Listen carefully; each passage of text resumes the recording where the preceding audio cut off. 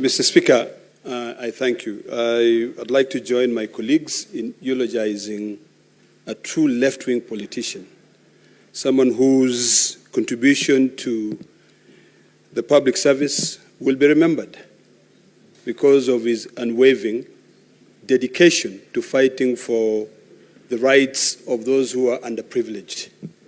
Mr. Speaker, when I was growing up, the late Honorable Lawrence Sifuna played a critical role in shaping the life of many people in this country who went against the status quo. When he was fighting against the government policies, when people could not dare do that. When he was criticizing the former Attorney General, who was very, very powerful, the late Charles Njonjo, in terms of policies that we are witnessing today. Mr. Speaker, I would say that it is the spirit of the late Lawrence Sifuna which is now troubling us.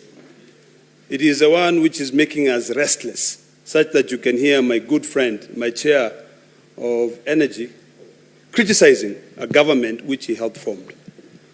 Mr. Speaker, it is important and it is imperative that we remain committed to be able to represent them in this august house. Mr. Speaker, my good friend, the Deputy Minority Leader, stood up here and he said many things. And for me, I just want to remind him what the Bible says. The Bible in Timothy 4 verse 12 says that let no one despise your youth, and the youth should be allowed to explore their life, even to keep the kind of hair they want to keep. Mr. Speaker, when we stand here now troubled by the spirit of the departed soul, the late Lawrence Sifuna, when we are talking about all the challenges, what is so hypocritical, and allow me to be as candid as I want to be, is that I'm seeing my colleagues from the other side of the aisle criticizing policies of the government which they advocate on a daily basis, and they would not even dare say, thank you, the Right Honorable Raila Odinga, for going to court, to stopping this menace, this culture of trying to line your pocket to a point where you think, when finally you depart, you will go with all the assets that you amass in this world. Mr. Speaker, what is ailing this society now, this country? I'm telling you, I don't even know why we should stand here and all of us just blame Ruto. No, it is the legislators who passed those laws. All the challenges we're going through, it is us. Can we please bring a mirror and look at the mirror? And you look at the mirror and you say, if KICC sold, it is me to blame.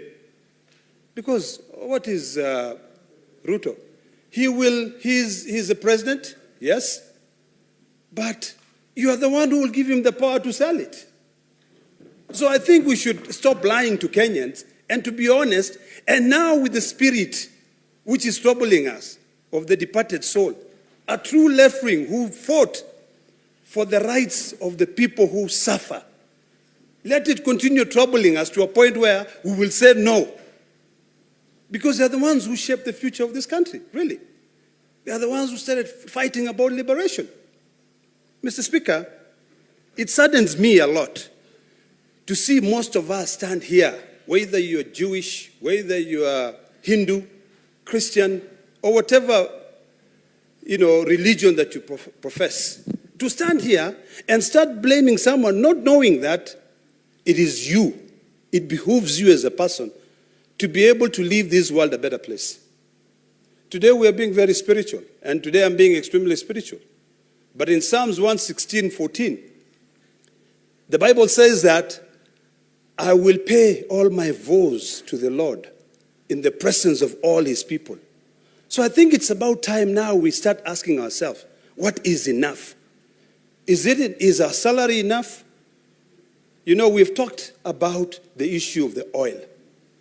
And what people don't know is that our financial institutions, especially the ones which are partly owned by the government, are being brought down to a halt.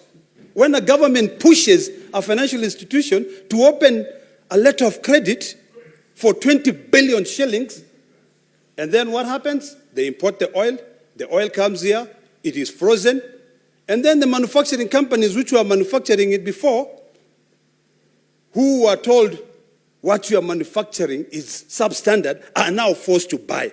You know, the problem is this: we don't like being honest. They are being forced to buy so that they can reprocess. No wonder people say, what is happening in this country is that we are slowly killing ourselves. We are now, in fact, when I was coming in, I saw a small clip of someone saying that, listen, we voted for a government that will slowly kill you by, you spend most of your time taking care of yourself. You go to clubs, you avoid getting HIV, but then you go home, you buy oil that will give you cancer. But don't worry, you can borrow from the Hustler Fund 500 to be able to do what? To go to the hospital. But no, when you go to the hospital, there are no medicine. So you die, you forgot that you don't have 1,500 shillings to be able to buy what? To pay for your death certificate. You leave that problem to all your neighbors. People speak sense. Mr. Speaker, this spirit which is making us restless today, of left wings, I want to beseech my brothers, my dear brothers from the other side of the aisle, and even some on this side, who believe in just selling and just supporting every policy that comes in without thinking about the consequences and the other unintended consequences.